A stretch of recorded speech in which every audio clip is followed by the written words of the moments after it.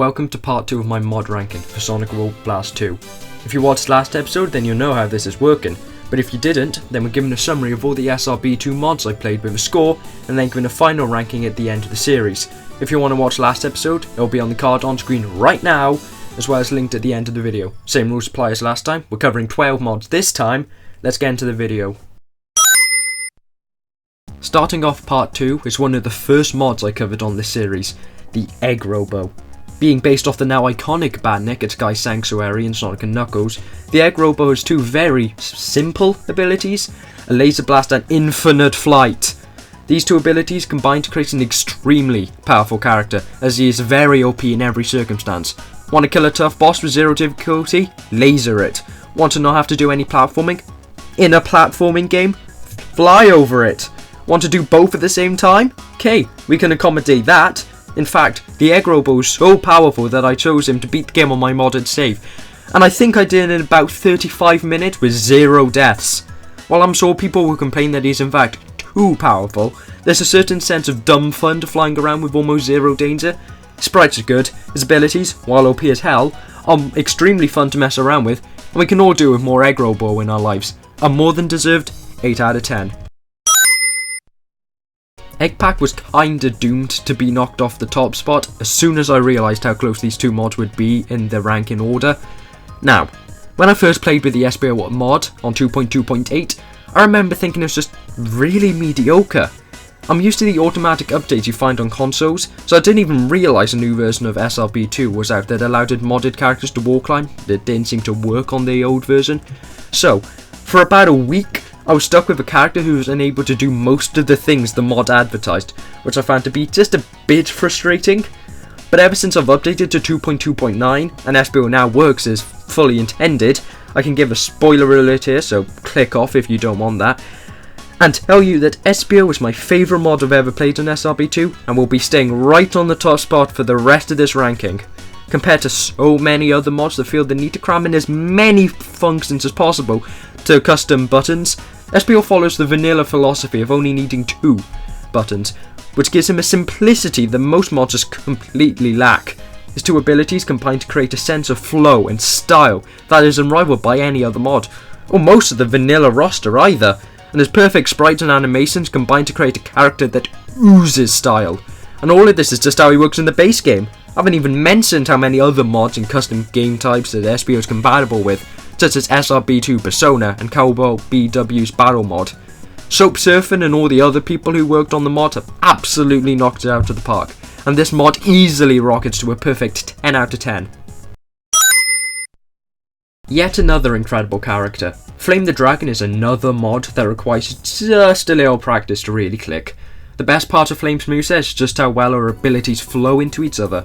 Most of them can cancel right out to each other, meaning you almost never have to stop moving, and you can almost always reach where you're trying to go.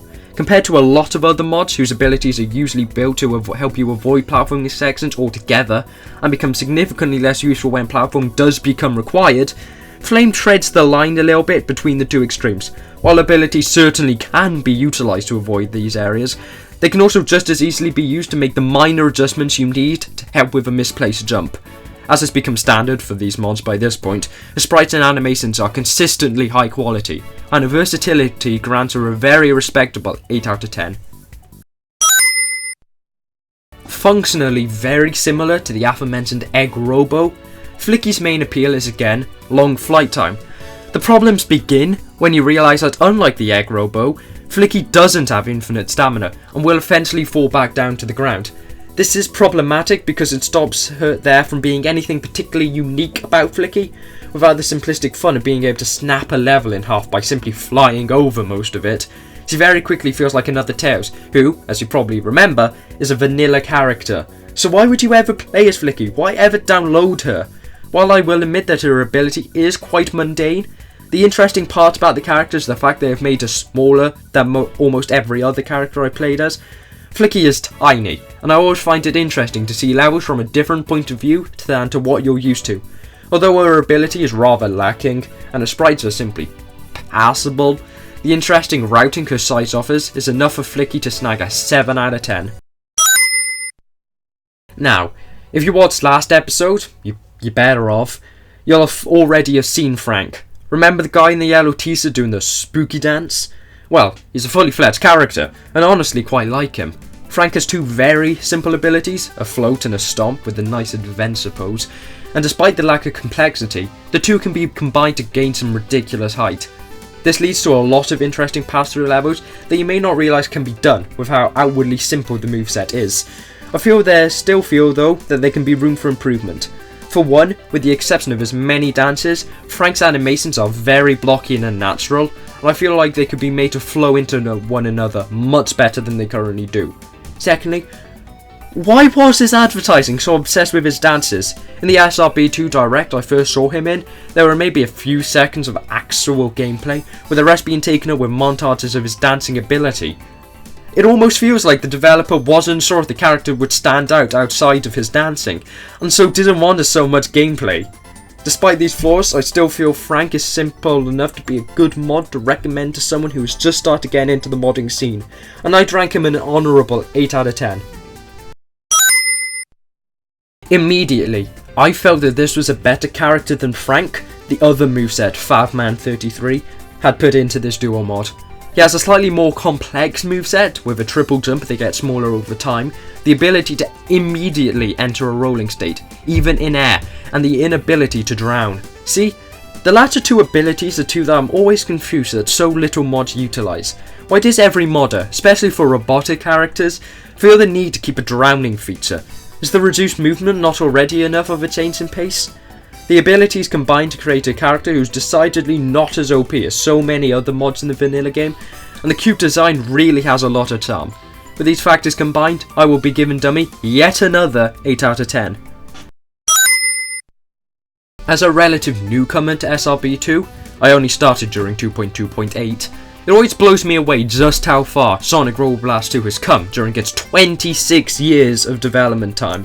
From the kind of 2D Sonic game with wonky controls and sprites you'd find on a Scratch, to 3D game that pushes the Doom engine to its limits, there's almost no resemblance between the starting and current versions.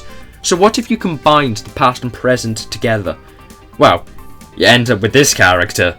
Featuring early SRB2's patented awful acceleration, horrendous hitboxes and sickening sprites, this mod was evidently created not to push the game further into the future, but rather make fun of the past, and it very much succeeds.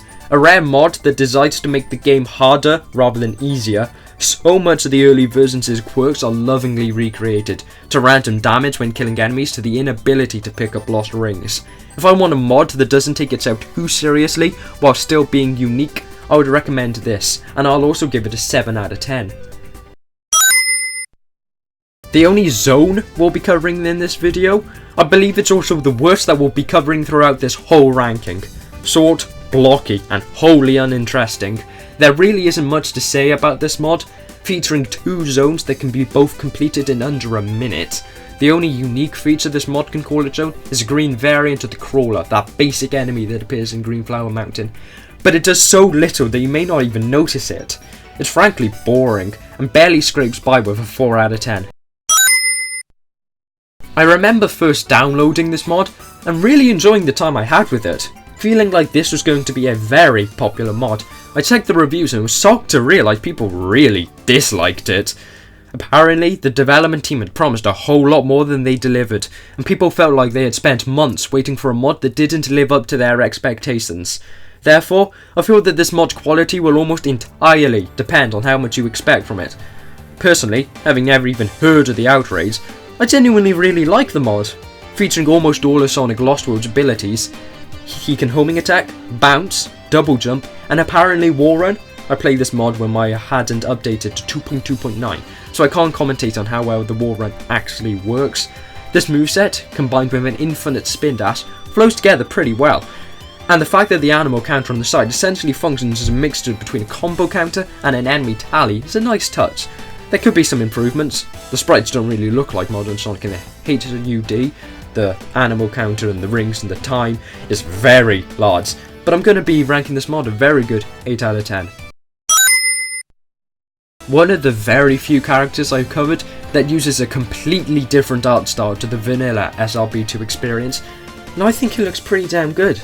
Like the Sonic CD intro he's based off, Junior Sonic is style incarnate, featuring a moveset that really helps to keep your speed and momentum going, with a peel out, a directional air dash, and the ability to curl in mid-air. The peel out is fairly standard, launching you up to full speed instantly, which is always appreciated at the start of levels. Secondly, the air dash is very useful, albeit a little hard to recognise which direction he will launch due to how obtuse the line is. Finally, the mid-air curl allows Junior to be very versatile and allows him to keep up his speed even when landing from a spring. Overall, a very classy character that more than deserves an 8 out of 10. Much like the egg pack from the first episode, Mamie is one of those SRB2 classics, the kind of character that shows up in the most popular category and is one of the first that first-time modders will use. Again, much like the egg pack, this fame is very much well deserved. Simplistic without feeling brain dead, combo opportunities that don't feel overwhelming, classy sprites, what could possibly be bad about the mod? Essentially a fusion of vanilla Amy Rose and Metal Sonic, with a dash of unique abilities. Mamie is a great first time mod, and really shows just how good the upper echelons of the modding community are. Between her large hammer jumps and rocket boosts, Mamie has great vertical mobility, allowing for some truly unique paths through levels.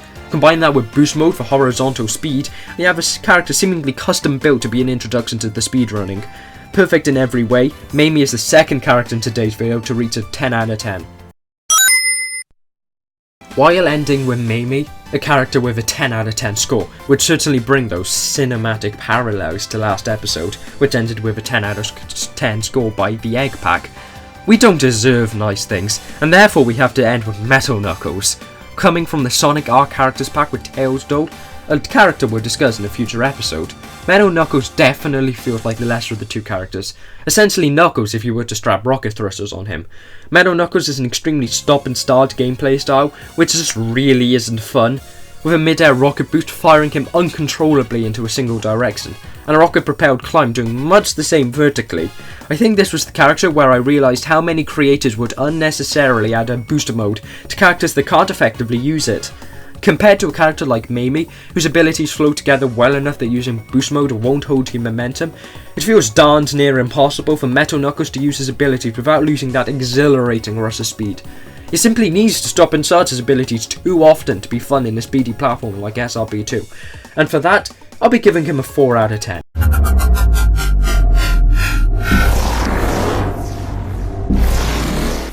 So with these mods summarised, what is today's ranking? Well, in 12th we have Havoc Time Zone, in 11th we have Metal Knuckles, in 10th we have Game Factory Sonic, in 9th we have Flicky, in 8th we have Flame the Dragon, in 7th we have Junior Sonic, in 6th we have Frank, in 5th we have Hex Hog, in 4th we have Dummy. Reaching the top 3 from today, we have Egg Robo in 3rd, finally getting through all of the 8 out of 10s, we have Mamie in 2nd, and in the number 1 spot, both today and in the final ranking, we have Espio. Well, that does it for today. Next episode, we'll be covering a suspiciously large amount of hedgehogs, so until then, ciao.